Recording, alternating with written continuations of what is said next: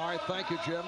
Doug, you get the idea that Larry Brown is more effective when there is a crisis, which was certainly the case last week when he took a couple of days off from practice? Yeah, I think that's the case. And I think also, remember our good friend Chuck Daly used to say, don't trust happiness. And I think Larry Brown follows that model very often. Christie shooting over McKee from three-point range. And the 76ers to the offense for the first time. Philadelphia 76ers leading the NBA with 13 road wins. They've won their last 6. Iverson. Allen Iverson gets it going. You know, it's amazing, Marv. You know, as a player, when you miss some time with an injury, it seems like it's tough to get your timing back. It's like he's never missed a beat being out. And Iverson with the steal. Iverson whipping by Divac and draws the foul. Late whistle from Ronnie Nunn. Ball. And backing his way, rejected. Ratliff, who leads the NBA in that department. Now here's the double. Christie coming over to help. It leaves Iverson open. Finds the open man in George Lynch, and he drains a three-pointer. And Iverson pushing it down. Iverson takes all the way. Allen Iverson. 6 points, 3 assists, and 1 steal for Iverson. Stojakovic.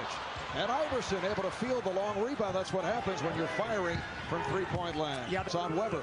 Allen Iverson, when he gets in the open court, you can't do what Christie does here and try to go for the steal. You've got to square him up and corral him, almost have 2 guys play the ball. Because once he gets in there, if he doesn't score, what's going to happen? He's going to open up an offensive rebound for somebody else. Iverson shooting the 3 and hits. Allen Iverson has gone by in the second, have a 12-point lead. Iverson with the alley-oop for Jermaine Jones. Another timeout. Bounty for 3. Lars Funderburg has come out for Chris Weber. Allen Iverson's playing at a different speed. Yes, he is. Out of the timeout, the eye contact, a little screen roll, and you see on the baseline Jermaine Jones sneaking in behind Turkoglu. Set play, executed to perfection. 2 points for Jermaine Jones.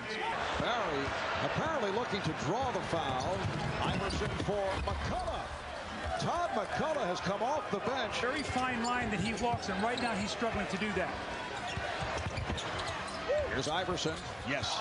And you can see Allen Iverson's going to attack him. Did you coach Weber in the rookie All-Star? Yes, I did. Yes, I did. I coached him right to being the MVP. He was on the Phenoms. You see Allen Iverson with the slashing, driving move into the lane. He, too, wanted a foul. Here's Williams for 3. Jason Williams. Jason Williams. Oh, hesitation.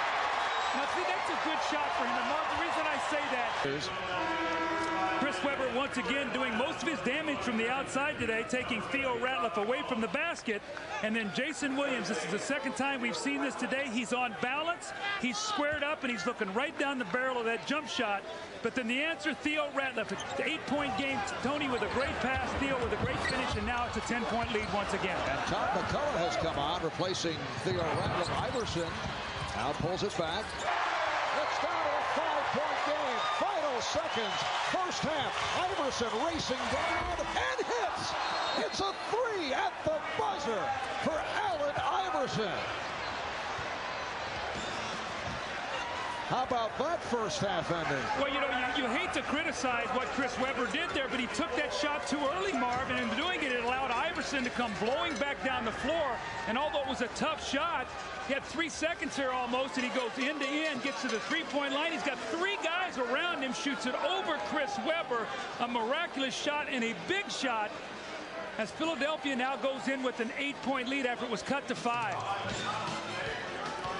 Allen Iverson with 20 points, 6 assists in the first half. Sacramento turns it around in the second quarter, but they're down by 8. Stay tuned for Ahmad Rashad, Kevin Johnson, PJ Carlesimo in our New York studio. We'll be right back.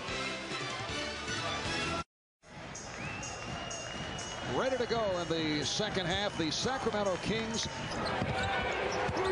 Iverson. Here's Iverson. Yes. So Allen Iverson has hit his last 2, hit the buzzer basket. And Lynch with the steal. 3-on-1. The key for Iverson. Say, when you play a scorer like Allen Iverson, the last thing you want to do is let him come out in the quarter and hit a first couple shots, especially layups. Key, this lets Iverson run loose, and you see what's happening right now. He's off to a great start. He is feeling it. He has scored the last 9 points in this game. Kings have had a couple of silent performances on the offensive end. Iverson again.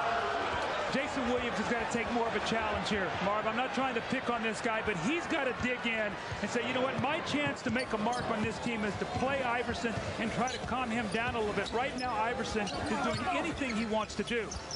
Weber, yes. Lead does not last long here. Iverson. Allen Iverson again felt that he was fouled. 30 for Iverson. Is he on the way to another 50-plus here? Well, right now, he is so confident. Here's Jason Williams. Oh, he flipped it up. Jason Williams. Sacramento ball. Allen Iverson's doing such a great job of reading screens, what the defender is doing. He fades, gets to the baseline, and now Jason Williams goes inside. You see, looked like he might have banged his leg on Tyrone Hill. Big shot at half court to push the Sixer lead from 5 to 8 after they lost an 18-point lead. He's now come out in the third quarter and electrified his team with his great shooting, moving away from the basketball.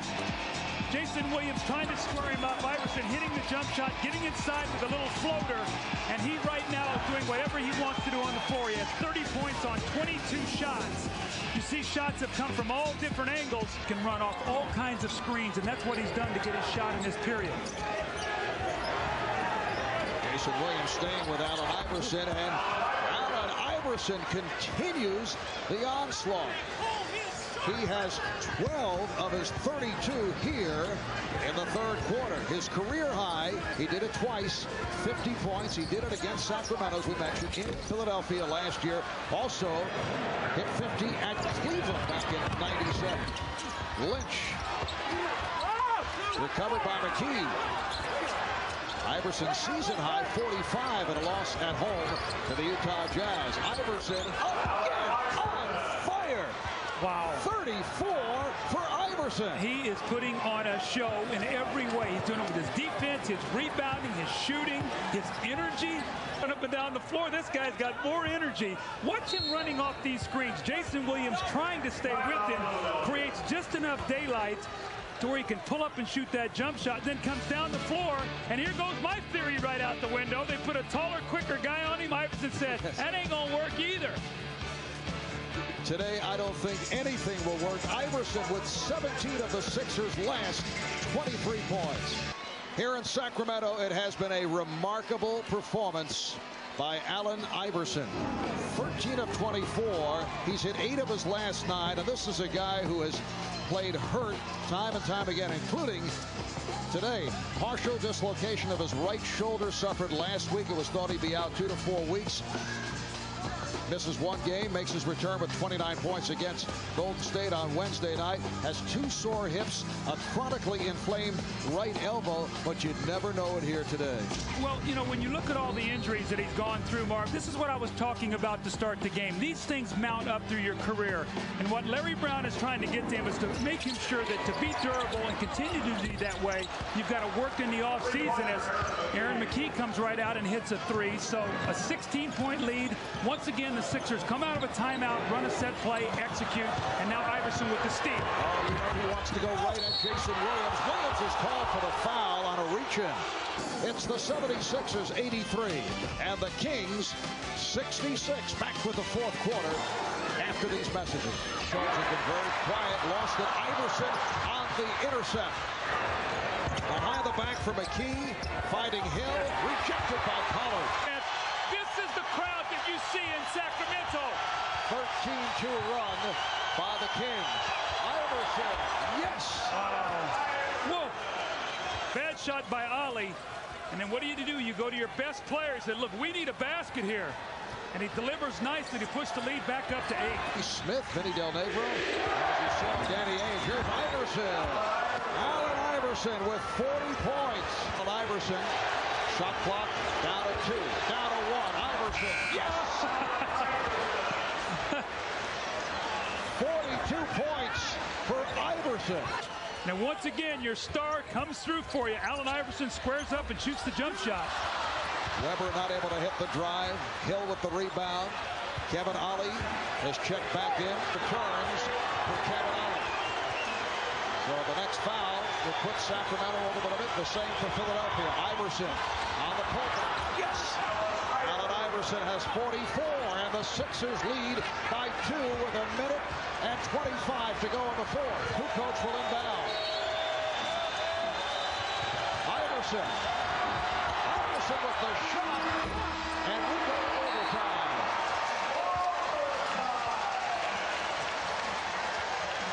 As they turned it up in the fourth quarter.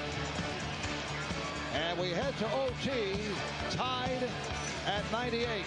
The Kings 1-2 in overtime this season. The Sixers 0-1, losing in overtime to Miami back in mid-December. We'll be back to Sacramento after this. A minute and a half gone by in the 5-minute overtime. Iverson, yes. Allen Iverson now with a season high. That's 46 points for Iverson.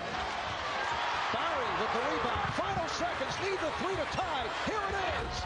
Short. It's all over. The Philadelphia 76ers, after leading by as many as 18, saw the Sacramento Kings come from behind, send it to overtime, and then the Sixers resilient enough in the OT to take the lead, and they come away with a terrific road win. In fact, for the Sixers, it's 7 straight wins on the road. For the Kings, the 9-game win streak at home is over, and the Sixers now have the best record in the NBA at 21-8. Let's go to Jim Gray and Allen Iverson. All right, thank you very much, Marv. Allen, 46 points today. How did you guys manage to regroup after losing that 17-point lead in the fourth quarter in overtime? At halftime, we already talked about it. We knew that they was going to make another run. You know, they made a run towards halftime. We knew they were going to keep coming at us. That's why they got the best record in the league, and they have it in the West Coast where it's really tough. So we knew they were going to keep playing. They got some great players on their team led by Chris Webber, but we just kept fighting. You know, we kept fighting and we got it done. Your 7th straight road victory. Why are the Sixers so comfortable on the road? It's not really that. We just understand that we got to go on the road and get wins. You know, it's great to play at home, but the NBA is, you know, is a little bit more than that. You got to go play in tough crowds like this, and, you know, it just prepares for bigger things. You're ready for New Year's Eve, I'm sure. Happy New Year. Definitely. I want to say Happy New Year's to Tawana, my kids, Deuce, Tiara, my mom, everybody. I love you all. I'm coming home, baby. All right, Allen. Back over to you, Marv. All right, thank you, Jim. And for Allen Iverson and the Sixers, their first win here in Sacramento since 1989. They do it in overtime. For Doug Collins and Jim Gray, I'm Marv Albert. Now to Ahmad Rashad in our New York studio.